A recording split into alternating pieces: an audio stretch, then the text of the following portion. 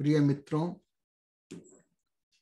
संत विनोबा भावे के निर्माण दिवस 15 नवंबर के दिन से हम आपकी सेवा में निर्मला देशपांडे विचार प्रवाह प्रारंभ करने जा रहे हैं।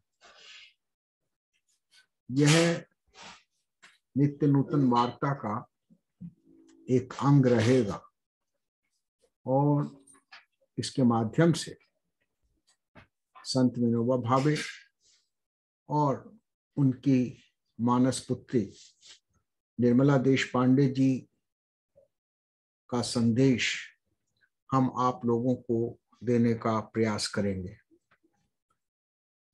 आज का हमारा विषय है विनोबा की देन नवरत्न।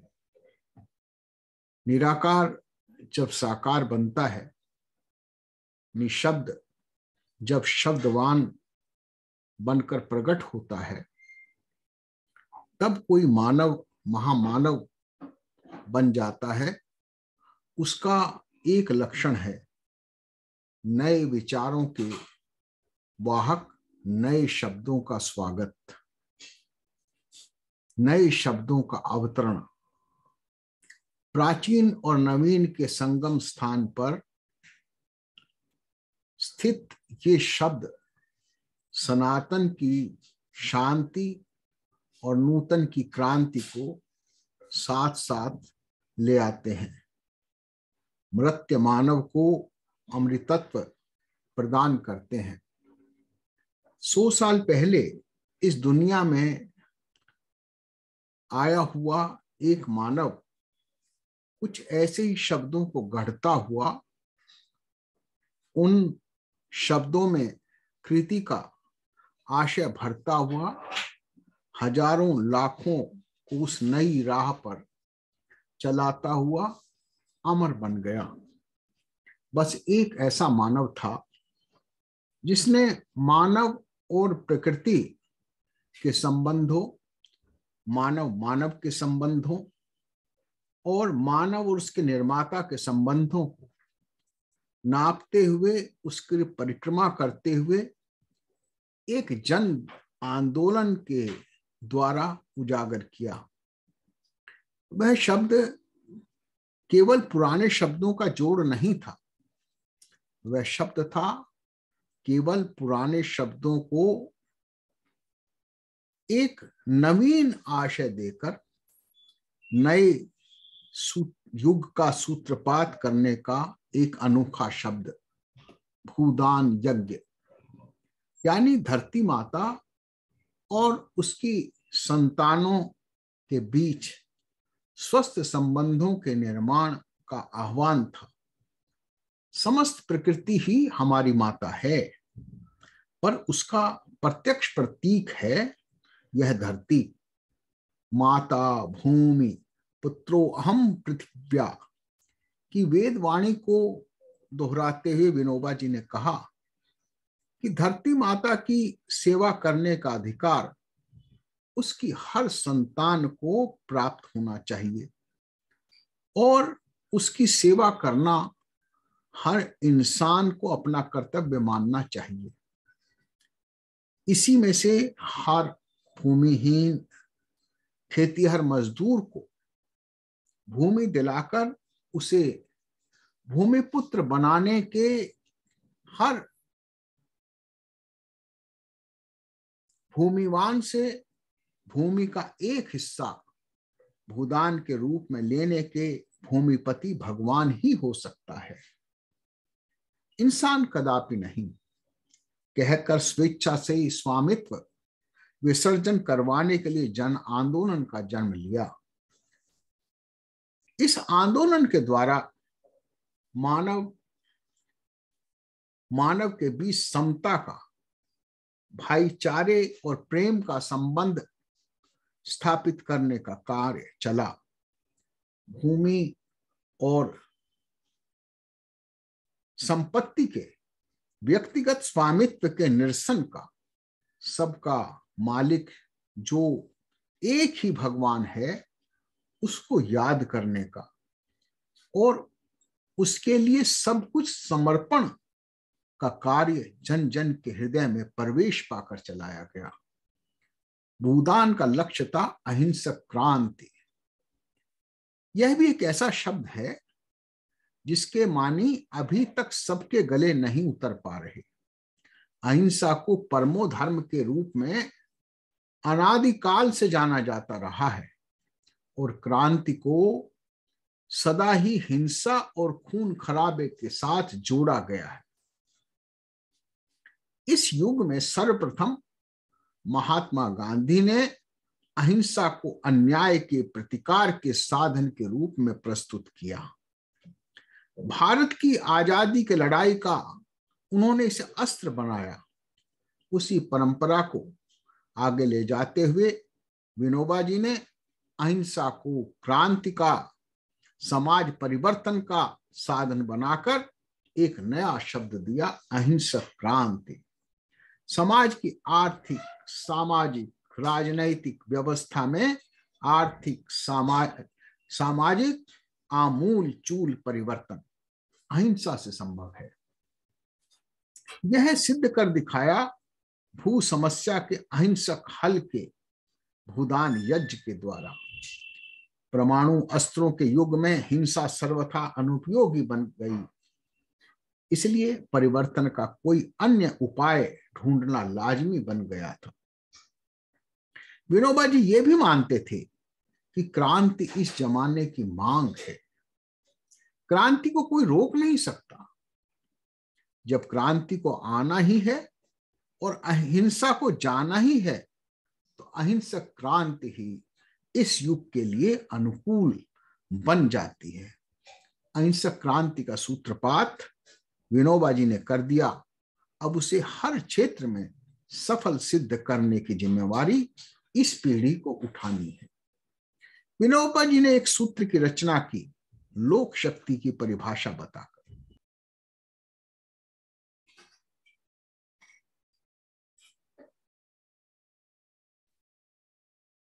हिंसा शक्ति का पूर्ण विरोध आध्यात्मिक दृष्टि से भी आवश्यक और विज्ञान युग के लिए अनिवार्य भी है।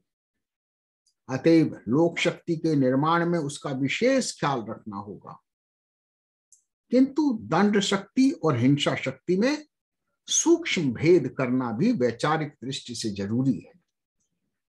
दंड शक्ति यानी सरकार की शक्ति।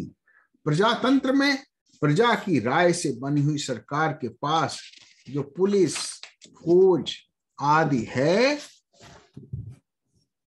उन सबके, चाहे उनके पास हथियारों की हिंसा का प्रयोग करती है, फिर भी वह हिंसा शक्ति नहीं है, वह दंड शक्ति है। और जो जनता द्वारा सरकार के हाथ में सौंपी गई है, वह है प्रजातंत्र की शक्ति। अगर सरकार द्वारा मर्यादा की सीमा रेखा लांघी गई तो विद्रोह की स्थिति उत्पन्न होती है और इस सीमा रेखा के भीतर उसका उपयोग किया जाना दंड शक्ति है। इसलिए दंड शक्ति से भिन्न स्वतंत्र लोक शक्ति का निर्माण किए बगैर अहिंसक क्रांति संभव नहीं है। अहिंसक क्रांति हिंसा को अलग रखेगा, यानी दलगत राजनीति के निर्माण के कार्य में लगा रहेगा। ग्राम स्वराज्य का कार्यक्रम गांव गांव की जनता में जागृत लाकर ग्राम संगठन के माध्यम से स्वतंत्र लोक शक्ति के निर्माण का कार्यक्रम है। उसके निर्माण से आज के प्रजातंत्र में आवश्यक सुधार होगा और प्रजातंत्र सार्थक बनेगा। इसके लिए आर्थिक क्षेत्र में नए संबंधों का निर्माण होगा, आत्मनिर्भरता बनेगी, सामाजिक क्षेत्र में समता व भाईचारा स्थापित होगा। नेताजी सुभाष चंद्र बोस ने जय हिंद का नारा देकर आजादी की लड़ाई में चेतना लाई। स्वतंत्र भारत में इस नारे को हर स्तर पर अपनाया गया। विनोबा जी ने उससे अलग कदम उठाया, जय जगत का मंत्र देकर। वे मानते थे कि अब जय हिंद का जमाना बीत गया, विज्ञान के कारण दुनिया छोटी बनती जा रही है, इसलिए इस जमाने का मंत्र होगा जय जगत, जिसके पेट में सब देशों की, सारी दुनिया की जय आ जाएगी। उनका मानना था कि अब जय जगत से कम की बात नहीं चलेगी। विनोबा जी की पदयात्रा में साथ चलने वाले अनेकों विदेशी मित्र यह देखकर आश्चर्य में पड़ जाते थे कि भारत के बेपढ़े लोग हजारों की तादाद में बड़े जोश के साथ जय जगत का नारा लगाते थे। समाज परिवर्तन अगर अहिंसा से लाना है तो उसका सर्वप्रथम साधन है शिक्षण, शिक्षा। विनोबा जी कहा करते, शिक्षण यानी अहिंसा। शिक्षा ज्ञान और प्रेम से चलती है, डंडे से नहीं। नए समाज के निर्माण के लिए नई शिक्षण पद्धति आवश्यक है। उसके लिए विनोबा जी ने एक सूत्र रचा, शिक्षा के 3 सूत्र, योग, उद्योग, सहयोग। यह त्रिसूत्री शिक्षा अहिंसक क्रांति का समर्थ साधन बनेगी, नए इंसान और नए समाज का निर्माण करेगी। शिक्षा में परिवर्तन लाए बगैर समाज परिवर्तन कदापि संभव नहीं होगा। आज जो शिक्षा दी जा रही है उसे विनोबा जी बिल्कुल बेकार समझते थे। नैतिक पतन तथा आज के समाज में बढ़ते हुए असंतोष के कारण ये शिक्षा पद्धति को जिम्मेवार मानते थे। सही शिक्षा के लिए 3 सूत्रों पर भाष्य करते हुए बताते हैं, योग यानी आध्यात्मिक ज्ञान, अपने श्रम पर शरीर, मन, इंद्रियों पर विजय पाने का ज्ञान। उद्योग यानी शिक्षा जिससे हर शिक्षित व्यक्ति अपने पैरों पर खड़ा होगा, नौकरी की तलाश में दर दर ठोकरें खाने के लिए मजबूर नहीं होगा, आत्मविश्वासी और आत्मनिर्भर बनेगा। आज की पूंजीवादी व्यवस्था स्पर्धा, होड़ पर आधारित है, जिसके कारण असंतोष, हिंसा, युद्ध पैदा होते हैं। हमें स्पर्धा के स्थान पर सहयोग की बात करनी है। ऐसी मानसिकता का निर्माण करना है कि सब लोग एक दूसरे के साथ सहयोग करते हुए आगे बढ़ें। विनोबा जी का दिया हुआ एक शब्द सबको आकर्षक मालूम देता है, वह है स्त्री शक्ति। यह एक सकारात्मक शब्द है, आध्यात्मिक आंतरिक शक्ति का प्रतीक है। गीता के एक श्लोक पर भाष्य कर विनोबा जी ने स्त्रियों की 7 शक्तियों का दिग्दर्शन किया। वाणी, श्री, कीर्ति, क्षमा, मेघा, धृति, स्मृति। ये 7 शक्तियां स्त्रियों में विशेष रूप से पाई जाती हैं। स्त्रियों की आत्मशक्ति को जगाने का आह्वान करते हुए विनोबा जी कहा करते थे, अगर मैं स्त्री होता तो आज के समाज के खिलाफ बगावत करता। इसी के साथ वे स्त्रियों को बताते कि आने वाला युग अहिंसा का है, इसलिए स्त्री शक्ति का है। एक छोटे से शब्द में अद्भुत आशय भरकर विनोबा जी अपने को भी वाला बताते। जब उनसे पूछा गया आप कौन हैं, हिंदू या मुसलमान, तो उन्होंने पूरा दर्शन कह दिया।